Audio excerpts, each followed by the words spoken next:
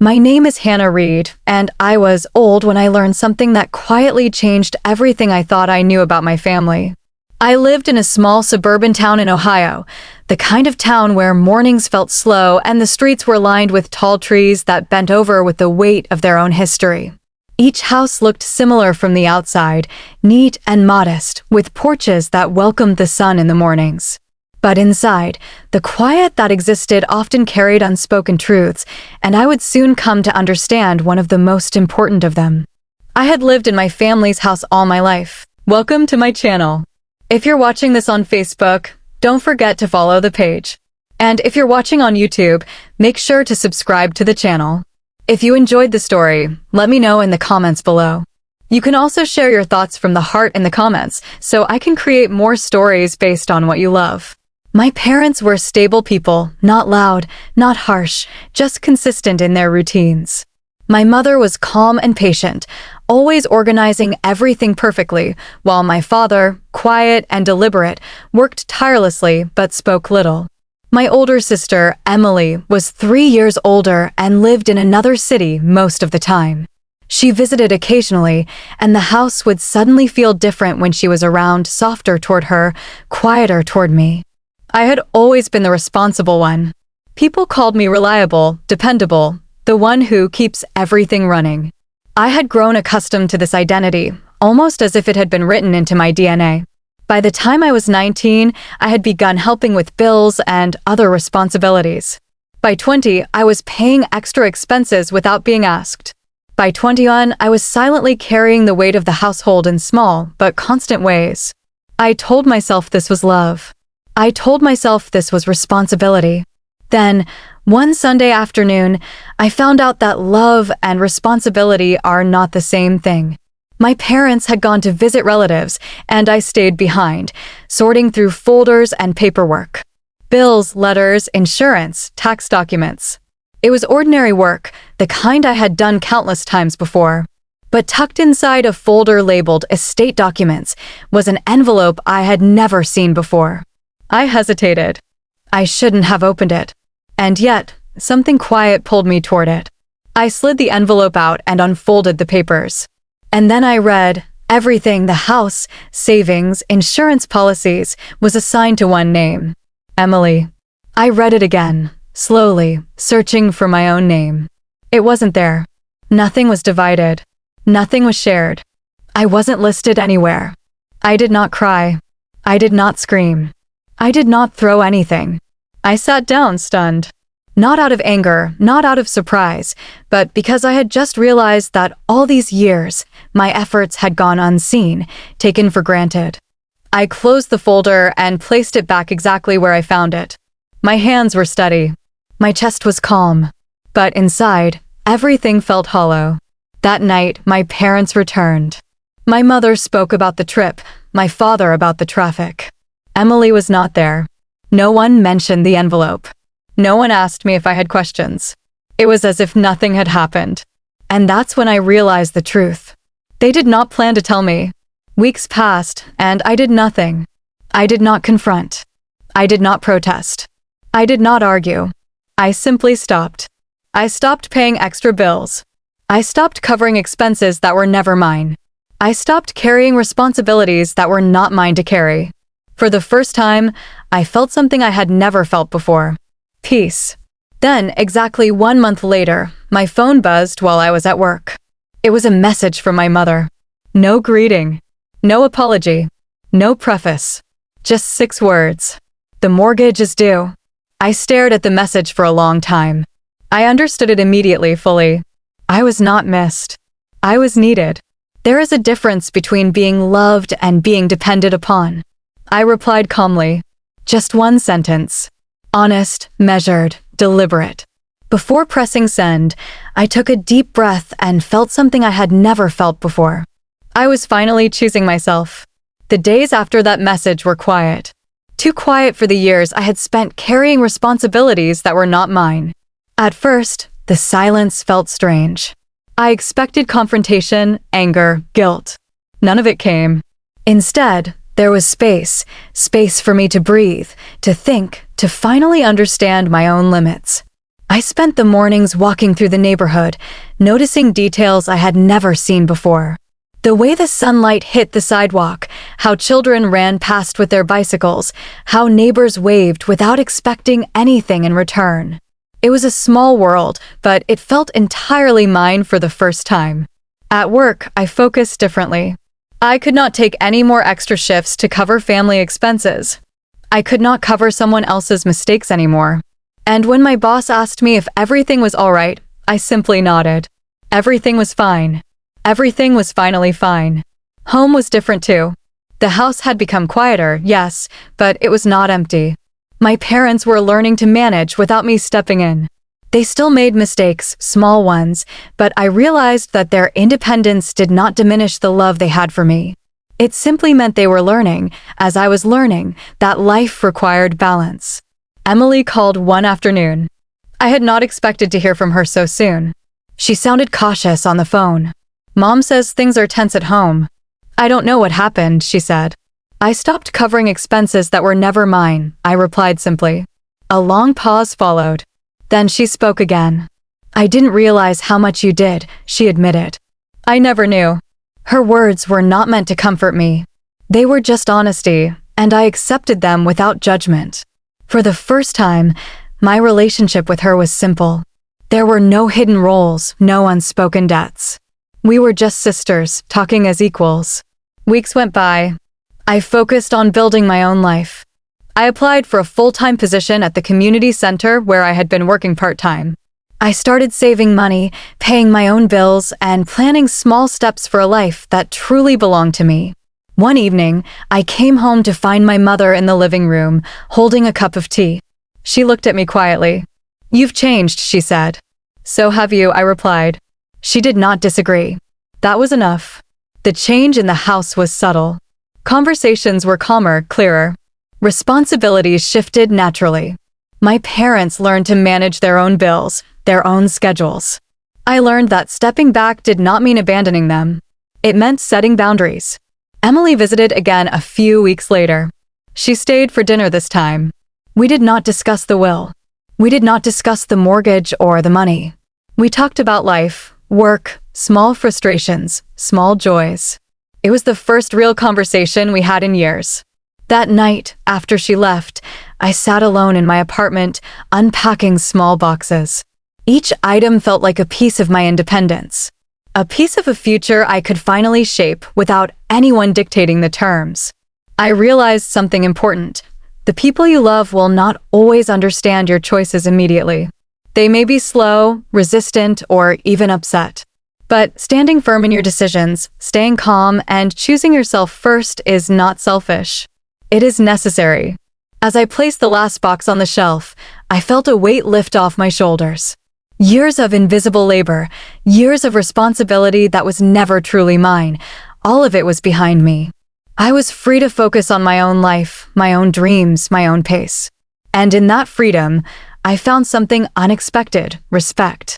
From myself, and gradually from my family too.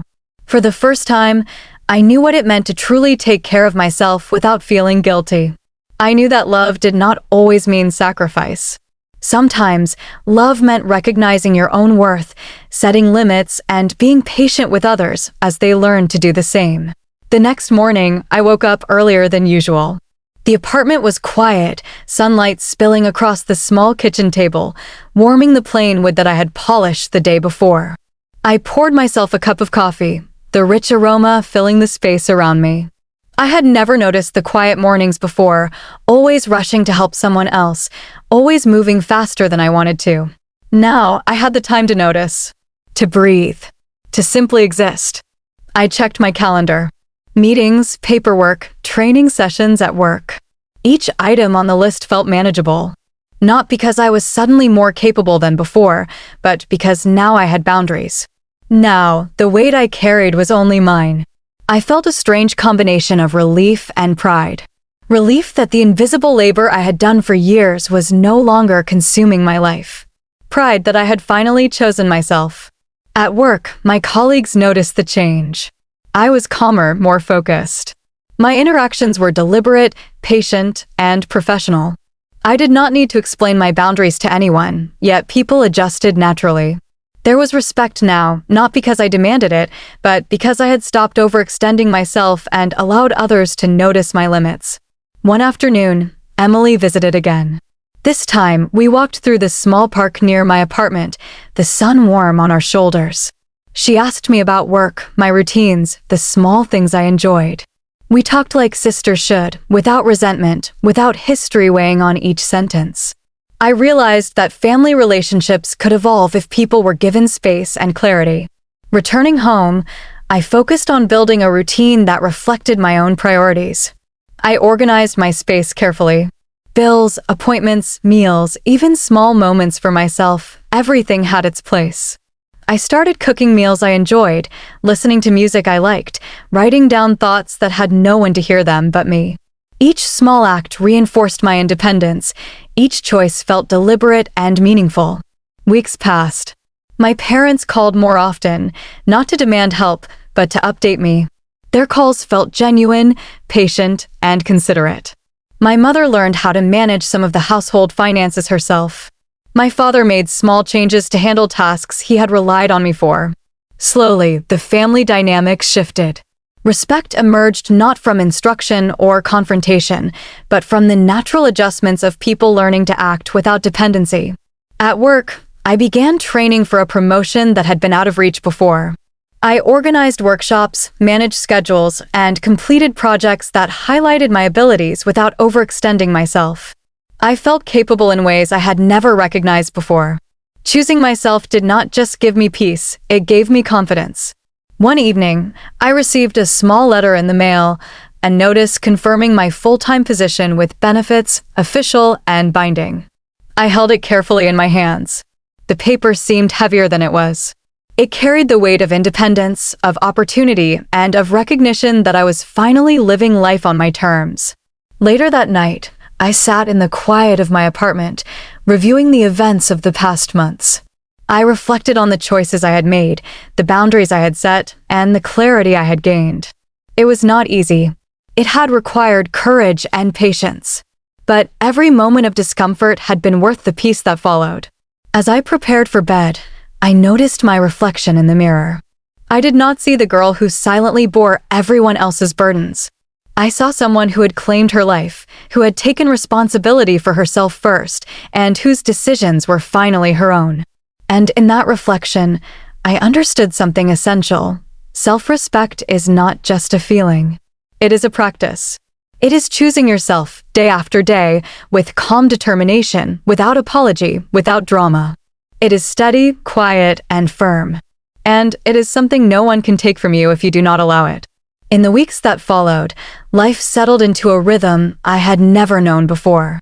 I spent mornings walking to work, enjoying the small details of the neighborhood, the way the sunlight glinted off windows, the sound of leaves brushing against the sidewalks, children laughing as they ran past. These were ordinary things, yet they felt extraordinary because I finally had the mental space to notice them. At work, I excelled in ways that were previously impossible. I managed projects that required patience and organization, trained new staff members, and contributed to planning events that served the community.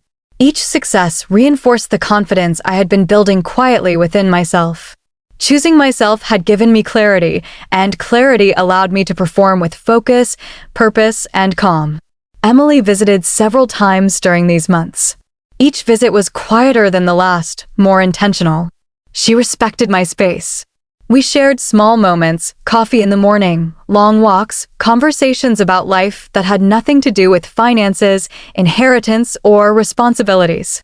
These interactions built a bridge between us, one made not of dependency, but of mutual respect. Home life with my parents evolved as well. My mother learned to manage household finances without relying on me, and my father took a more active role in maintaining the house. Conversations were no longer laced with expectation or unspoken obligation. They were deliberate and thoughtful. Our family, once operating on unbalanced dynamics, slowly shifted toward equality. I also focused on myself outside work and family. I organized my small apartment to reflect my lifestyle and values. I cooked meals I enjoyed, made time for hobbies I had ignored for years, and wrote in journals documenting my growth. Each act of self-care was intentional, reinforcing the choices I had made to place myself first, not in defiance of others, but as an acknowledgement of my own worth. One evening, after a particularly long day, I received a call from my mother. Her voice was calm, patient, and genuinely concerned about how I was doing. "I wanted to check on you," she said. "I'm doing well," I replied. And I meant it. Her acknowledgement did not demand anything from me. It was genuine, and it reflected the subtle shift that had taken place. They were learning as I was learning. Life was about balance, respect, and understanding one another without overextending. Time passed, and I found myself increasingly independent. I moved further into my apartment, settled into my routines, and began saving more for personal goals. I no longer carried invisible responsibilities, yet my relationships with my family grew calmer, steadier, and more respectful. The peace I had discovered was not fragile. It was grounded in boundaries I had established and maintained consistently. I began mentoring at work, helping younger employees understand the importance of balancing responsibility with self-care. I shared my experiences subtly, without revealing personal family details, and watched as others applied these lessons to their own lives. Teaching became another affirmation of my growth, a reflection of how choosing myself had created clarity not just for me, but for others. Occasionally, I reflected on the girl I had been, the one who silently carried the weight of others' expectations. I recognized the courage it had taken to stop, to step back, to refuse what was not mine to carry. That courage, I realized, was now a quiet but steady force that guided my decisions every day. As months turned into a year, I noticed a final subtle shift at home. My parents no longer approached me with quiet dependence. They made decisions independently, managed tasks without my intervention, and acknowledged my autonomy without comment. Emily and I had grown closer, not because of shared history, but because our interactions were genuine, respectful, and free from obligation. One night, I sat alone by the window, the city lights outside twinkling like distant stars. I thought about all that had happened, the years I had given without question, the moment I discovered the truth, the choices I had made, and the life I was now living. I realized that independence is not a one-time act. It is a continuous practice. It requires reflection, patience, and courage. It demands consistency. I smiled quietly to myself. I had chosen myself, not to hurt anyone, not to rebel, not to seek revenge. I had chosen myself to live fully, to think clearly, to act deliberately. Choosing myself had allowed others to grow, to adjust, to learn responsibility without my silent labor. In that moment, I felt a profound sense of completion. A sense that the past, with all its burdens and misunderstandings, had served its purpose. I had learned patience, resilience, and clarity. I had established boundaries that created peace for me and for my family. I had chosen myself, and in doing so, I had allowed life to unfold naturally, fairly, and calmly. This story, my journey, is not about punishment. It is about balance. It is about understanding that love and responsibility are not the same thing. It is about learning that sometimes the most meaningful choices we make are quiet, deliberate, and unseen. And that those choices shape our lives and relationships more profoundly than any grand gesture ever could. I leaned back, closing my eyes, and felt the steady rhythm of my life finally in harmony.